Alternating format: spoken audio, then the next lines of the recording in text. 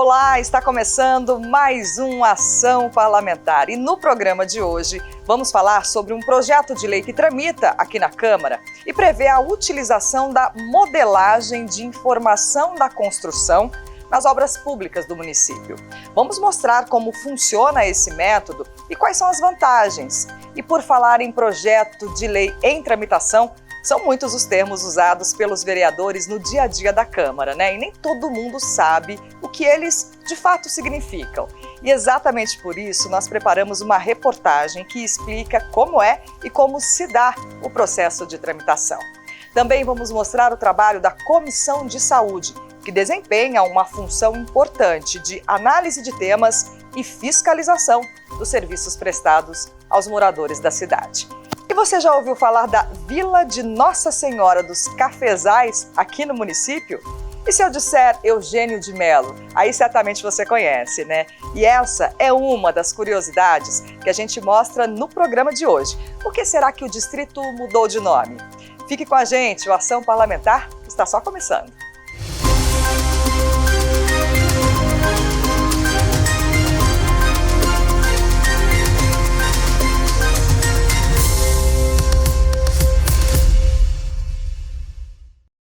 E o período que vai desde a apresentação de um projeto de lei até a votação, que vai definir se aquela regra será aprovada ou arquivada, é chamado aqui na Câmara de tramitação. Esse é um processo necessário para que os vereadores possam discutir o assunto, fazer análises e consultar as comissões antes de decidirem se concordam ou não com a proposta. Na reportagem a seguir, você vai entender melhor como funciona esse processo. Tudo começa quando um vereador tem uma ideia para melhorar alguma coisa na cidade.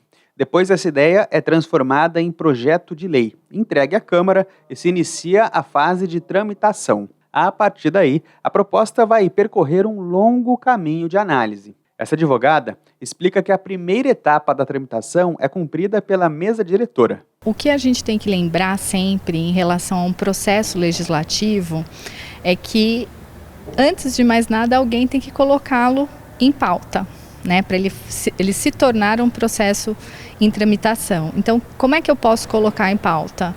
Através do oferecimento na mesa diretora. Então, ele vai para a mesa diretora, depois que ele for para a mesa diretora, ele vai ser destinado a uma das comissões. Essas comissões são temáticas. O vereador Milton Vieira Filho é vice-presidente da mesa diretora da Câmara. É presidente da Comissão de Saúde e fala sobre a atuação desses grupos no processo de tramitação dos projetos de lei.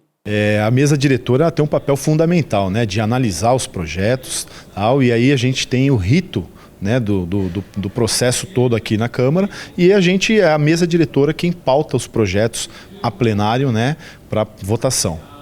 Todo projeto de lei precisa atender a algumas exigências básicas, como ter um título, uma ementa, que é uma rápida descrição do conteúdo do projeto, artigos que definem a nova legislação e uma justificativa, que é uma explicação detalhada dos motivos da apresentação daquele projeto. Depois que a proposta é avaliada pela comissão, o relator emite um parecer. Então, qual o papel do relator? É destrinchar aquele projeto para os demais. Então, ele vai entrar nas minúcias, nas vedações, nos deveres e nos direitos. O vereador Robertinho da Padaria preside duas comissões atualmente, a de Justiça, Redação e Direitos Humanos e também a Comissão de Ética. O parlamentar participa ativamente de todas as etapas de um projeto, desde a concepção até a votação. Além de você fazer uma análise do projeto, né? E você discute tudo, se o projeto é inconstitucional, se não é inconstitucional, você discute ele com parecer jurídico também. E você tem ali uma votação, né? Ali são 3 vereadores que definem, né? Então é uma segurança a mais e você define de fato se o projeto está adequado para ir para a votação ou não. Então ele passa por essas comissões justamente para evitar erros. Essa etapa tem uma outra característica bem importante. É que a população pode acompanhar todo o andamento dos processos e das discussões. Os projetos são acessíveis ao público através do site da Câmara. É só clicar em Atividade Legislativa, em seguida em Câmara Sem Papel. Pronto, Nessa página, você tem acesso a todos os projetos em fase de tramitação. Para o vereador Fernando Petit, essa é mais uma oportunidade do cidadão exercer a democracia. Então, a tramitação do projeto é muito importante, né? O cidadão que acompanha a política, ele pode interferir mandando ideias de emendas, mas a gente não pode esquecer, no começo desse último mandato, ainda então do prefeito Felício, foi mudada a tramitação na Câmara Municipal, que encurtou o tempo, né? Encurtou, dando 5 dias para que o próprio vereador apresentasse a emenda, ou nesses 5 dias também vir alguma ideia do cidadão. O cidadão que está acompanhando a sessão, o dia a dia. Mas é muito importante porque é um momento que você pode modificar o projeto. Depois da aprovação pelas comissões, é chegada a hora da votação em plenário. Os 21 vereadores votam para decidir se a ideia deve ou não se tornar lei. Caso receba emendas, elas também devem passar pelo mesmo processo de tramitação e votação. Aqui na Câmara, a votação de projetos de lei acontece toda quinta-feira. Se o projeto tiver voto favorável da maioria dos vereadores, é aprovado e vai para a sanção, que é um ato político de competência exclusiva do Poder Executivo, nesse caso, da Prefeitura. Ele consiste na adesão ou não da proposta aprovada pelo Poder Legislativo. O objetivo do processo de tramitação é garantir que os projetos aprovados sejam relevantes e legalmente válidos. Para os vereadores, cada etapa é importante para que as propostas tenham um impacto positivo no dia a dia da população. Esse projeto ele pode partir de ideias até mesmo da própria comunidade, trazendo para o vereador, né? O processo dele tramitar pela casa, ele traz a oportunidade de um diálogo maior entre as partes, né, entre os pares, para que ele saia para votação um projeto adequado, né, e que vá ter um impacto positivo na sociedade e para a cidade. Fazer consulta a entidades de classe, consultar também cidadão, sabendo que aquele cidadão se interessa por aquele assunto, mas é de suma importância. E a construção de uma creche, de um viaduto ou qualquer outra obra pública exige muita organização. Tudo precisa sair exatamente como planejado para evitar problemas como um gasto maior do que o previsto. Por isso, tramita aqui na Câmara Municipal um projeto de lei que sugere a utilização de uma metodologia conhecida como BIM, a modelagem da informação da construção. O texto do vereador Júnior da Farmácia propõe que a Prefeitura passe a usar uma ferramenta que constrói um modelo virtual da obra. Esse método já é bastante usado por engenheiros e arquitetos que enumeram inúmeras vantagens. Vamos entender melhor na reportagem. Reunir todas as etapas de uma obra em um modelo digital. Essa é a proposta da BIM, Modelagem de Informação da Construção. A metodologia que começou a ser desenvolvida na década de 1970 tem sido cada vez mais usada pela engenharia e arquitetura. Com o auxílio da tecnologia, profissionais dessas áreas utilizam ferramentas que detalham todos os elementos do projeto e assim garantem mais precisão. Ele é a compatibilização entre todas as áreas de projetos. Então, assim, a arquitetura, a engenharia, a estrutura, a iluminação, a elétrica, a hidráulica, os acabamentos, o mobiliário, o design, tudo isso vai ser compatibilizado para você ter uma precisão. A ferramenta permite projetar a obra desde a fase inicial e é o próprio programa, a partir da metragem, que calcula a quantidade de material necessário. Os responsáveis pelo empreendimento conseguem inserir no modelo virtual informações como o tipo de revestimento que será usado, a composição das paredes, do piso e a quantidade de portas e janelas. Assim, além de facilitar a visualização global do empreendimento, o método também garante que o custo da obra não sofra alterações durante a construção. O seu custo é preciso, é aquele custo único que você vai ter, tá? Agora, a necessidade. Alimentar essa ferramenta. O BIM você precisa alimentá-lo, tá? Para que você tenha essa certeza de que tudo que você especificou, aquilo vai ser colocado, aplicado, orçado e finalizado. Não existe aditamento, não existe aumento de alguma coisa. É precisão, entendeu? Se você tem X de esquadrias, nós vamos de X de esquadrias. Se você, a parede ela é uma parede lisa, ela tem um valor. Se é uma parede que vai revestimento, ela tem um outro valor. E com o objetivo de modernizar a execução de obras e serviços de engenharia no município, Um projeto do vereador Júnior da Farmácia, em tramitação na Câmara, quer implantar a metodologia BIM nas obras públicas de São José. No texto, o vereador sugere que a implantação aconteça de forma planejada e gradual. A primeira fase seria a capacitação de servidores. A gente está falando de engenharia e arquitetura, então diretamente está ligado os servidores, que vão estar no comando disso. Então, lógico, tem que ter uma capacitação, primeiro com esses servidores, vai ter etapas para poder colocar em execução essa plataforma de regulação, de controle, né, sobre as obras públicas, né? É o digital, é o que você coloca, é o que vai, exatamente o que está no projeto, é o que vai ser gasto. Ainda de acordo com o projeto, o uso da ferramenta poderá abranger a elaboração dos modelos de arquitetura e engenharia, geração de documentação gráfica, orçamento e planejamento e controle de execução da obra. A ideia é que se implante esse sistema digital de acompanhamento das obras públicas, né, e tentando diminuir assim drasticamente as perdas, né? Perda é gastar mais dinheiro. Então, se for um negócio bem equacionado e o projeto BIM ele traz essa solução para o ente público de economizar, que você vai gastar exatamente o que está no projeto. O arquiteto, que já utiliza a metodologia há 10 anos, afirma que os benefícios são inúmeros, que vão desde o custo mais preciso até o cumprimento de prazos. Quando a gente fala de prazo de execução, o que impacta nisso? Impacta o material, o produto que vai chegar, que vai sair do seu fornecedor, que vai chegar, né, no canteiro de obras. Então, tudo isso ele é documentado. Então, quando chegarmos, por exemplo, começamos na parte de fundação.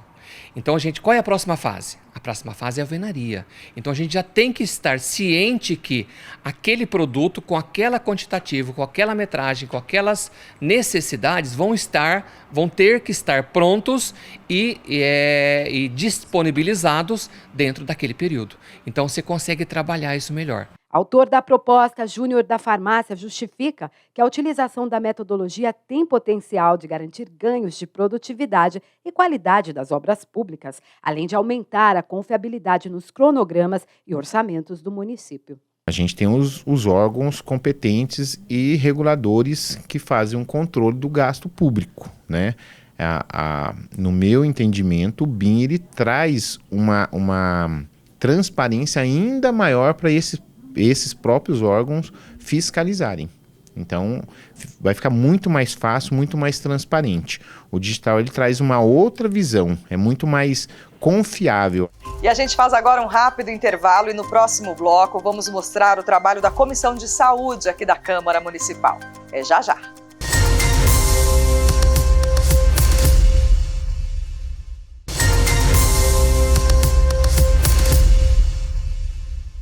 Estamos de volta com o Ação Parlamentar. E olha, garantir o acesso aos serviços de saúde a toda a comunidade é uma das obrigações do poder público. Sendo assim, são necessárias políticas que garantam atendimento universal e igualitário de proteção, promoção e recuperação da saúde.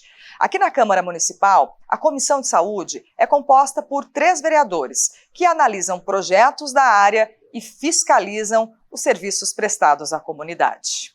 Analisar projetos de lei com foco na saúde. Fiscalizar os serviços prestados à população em UBSs, postos de atendimento e hospitais. Essas são algumas das atribuições dos vereadores que atuam na Comissão de Saúde da Câmara Municipal. Olha, a comissão ela tem um papel muito importante aqui na Câmara Municipal de fiscalizar, né, a saúde pública do município. Então, ultimamente a gente tem, as últimas ações da comissão foi de ouvir representantes da prefeitura, né, diretores de hospitais, por que da demora, né, da fila de cirurgias eletivas, que são questionamentos que chegam aos nossos gabinetes, né? Então, a comissão ela tem esse papel de ser o porta-voz da sociedade. A comissão desempenha um trabalho permanente e os integrantes são escolhidos a cada 2 anos. Para o mandato atual, fazem parte da Comissão de Saúde os vereadores Milton Vieira Filho como presidente e Zé Luiz como relator, A vereadora Dulce Rita completa o grupo como membro. Primeiro de tudo, a Comissão de Saúde, ela dá parecer em todos os projetos de vereadores e também da Prefeitura, que no meio, no bojo do processo, tem o tema saúde. Primeiro, sempre dar esse parecer. Segundo, durante a caminhada que nós temos aqui na casa, você tem um papel fiscalizatório. Pontual, ou seja, você pode requerer da Secretaria de Saúde, do próprio prefeito ou de outros organismos ligados à saúde informações para que você possa dar maior transparência e informação ao munícipe. De janeiro até agora, 71 processos foram avaliados pela comissão. Entre eles, projetos de lei aprovados pela Câmara, como o que prevê que sejam disponibilizados à população recursos terapêuticos complementares ao tratamento médico, como acupuntura, medicina tradicional chinesa, fitoterapia, entre outros. Desde o primeiro dia deste biênio de 23-24, a gente tem colocado todo o empenho, toda a força, a Comissão de Saúde voltada para as pautas aqui da saúde pública da nossa cidade, procurando entregar um serviço de qualidade para a população e melhorando, cobrando do poder público, da Prefeitura, da Secretaria de Saúde, melhorias nas unidades básicas de saúde, nas UPA, no próprio Hospital Municipal, Hospital Clínica Sul. São situações que a gente precisa entregar mais serviços de qualidade para a população. A comissão também acompanha o trabalho realizado pelo COMUS, o Conselho Municipal de Saúde. O órgão é formado por representantes de diferentes setores da sociedade. A função do COMUS é fiscalizar o funcionamento do sistema público de saúde do município. É um órgão muito importante, fiscalizador, então acho que essa participação do COMUS, junto com a Comissão de Saúde, esclarecendo fatos de saúde pública da nossa cidade é muito importante, tirando dúvidas também dos colegas, dos vereadores, trazendo informações sobre relatórios que eles fiscalizam, que eles estão ali gerenciando essa fiscalização toda em cima de um trabalho de excelência que tem que ser entregue à população. Atualmente, São José dos Campos tem 1.200.000 usuários do SUS, número superior ao de habitantes, que, de acordo com o censo, é de 697 mil pessoas. Segundo o COMUS, isso acontece porque moradores de outras cidades recorrem aos equipamentos de saúde de São José.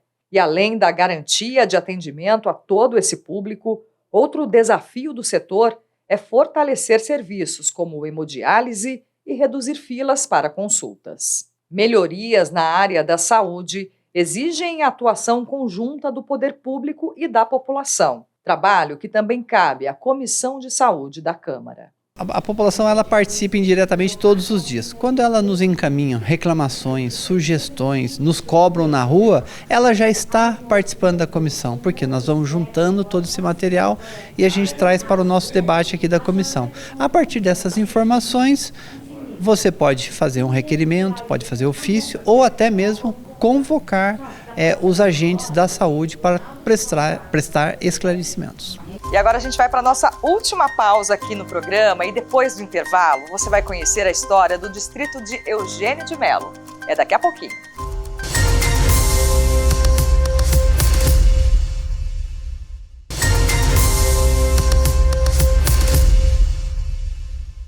De volta com o Ação Parlamentar. E olha, Vila Nossa Senhora dos Cafezais. Pouca gente sabe, mas esse foi o primeiro nome do distrito de Eugênio de Melo. A produção de café era tão expressiva que exigiu a construção de uma estação ferroviária para escoar a safra. Nosso passeio de hoje aponta para a região leste. Bora juntos saber quem foi Eugênio de Melo?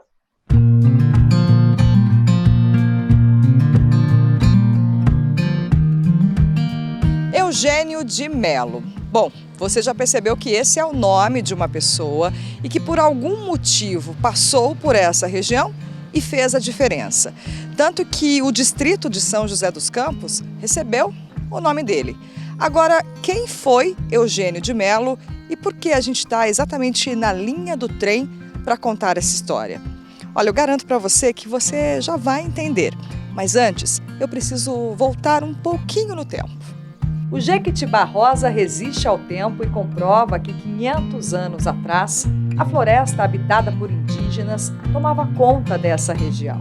Mas com o processo de colonização, outros povos passaram a ocupar a área. Primeiro vieram exploradores. Depois, terras foram doadas para fazendeiros. E os fazendeiros começaram a plantação de café, porque a nossa região era propícia para isso, né? E aí foram formando as grandes fazendas. A maioria dos fazendeiros que vieram aqui, alguns receberam como doação para que desenvolvesse essa região.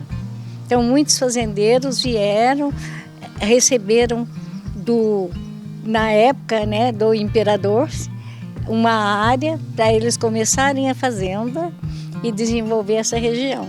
Durante muito tempo, o café foi a principal cultura produzida pela Fazenda Galo Branco, a primeira a se instalar por aqui. A demanda internacional pelo grão era crescente e outros fazendeiros também investiram no cultivo do café. O local, que era conhecido como Capão Grosso, passou a ser chamado de Nossa Senhora dos Cafezais. A produção era tão expressiva que foi preciso construir uma estação ferroviária no ramal da Ferrovia Central do Brasil, que cruzava o vilarejo. Foi quando, em 1877, o engenheiro Eugênio de Melo chegou à região. O fazendeiro que veio para cá eram os Molinas. E os Molinas começaram a aumentar a plantação do café.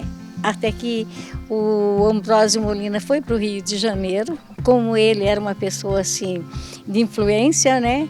E conseguiu com que fosse feito um desvio e construísse a primeira estação, uma estação de madeira, né? E depois, com o tempo, veio a estação de alvenaria, que foi construída por Eugênio de Melo.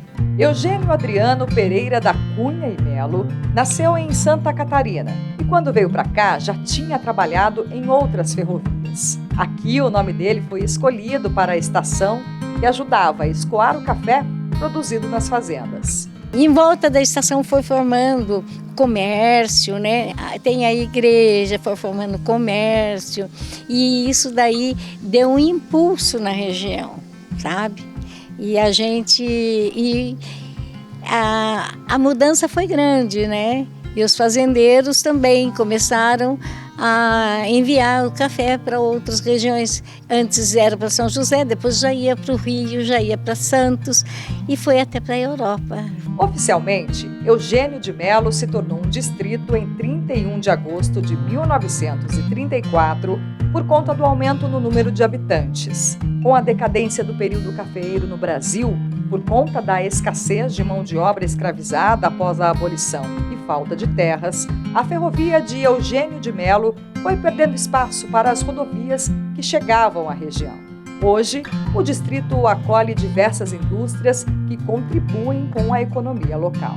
Eugênio de Melo teve uma grande importância no tempo das plantações, né? Foi plantação de café, de feijão, de banana. Depois dessa época, teve a importância das indústrias. Muitas indústrias foram implantadas lá em Eugênio de Melo, então fazia com que a cidade como um todo crescesse, né, na época da industrialização. Quem vive aqui desfruta de um ambiente tranquilo e acolhedor. É um ambiente familiar, tranquilo, as crianças vão para a escola a pé, aqui tudo do lado, a pracinha, parquinho, poliesportivo. Muito tranquilo, muito... A gente se conhece, né? Geralmente as pessoas que moram aqui já é de muito tempo, né? Então é bem legal, é bem gostoso. Ao longo do tempo, Eugênio de Melo soube se adaptar às mudanças econômicas e sociais e é parte fundamental do desenvolvimento da região. Eugênio de Melo desenvolveu bastante na área industrial, né? E nós temos várias indústrias e eu acho o local mais importante que nós temos é o Parque Tecnológico, né? Que é conhecido não só no Brasil como no exterior. E eu amo Eugênio de Melo. E eu passo esse amor para minha família e para os meus netos.